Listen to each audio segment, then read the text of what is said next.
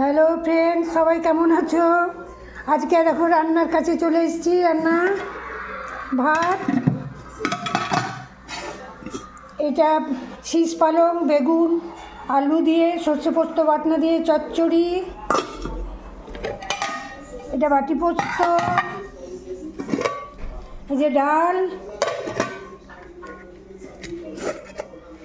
এটা একটু চিকেন ছিল, গরম হলো।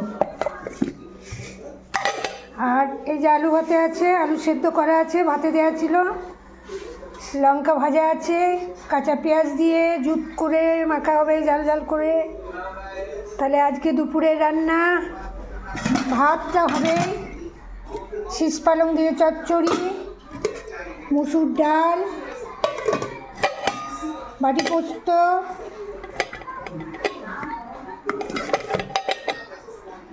চিকেন আর আলু সেদ্ধ, লঙ্কা পেঁয়াজ দিয়ে মাখা হবে। সবাই ভালো থেকো, নেক্সট ভিডিও আবার দেখা হবে।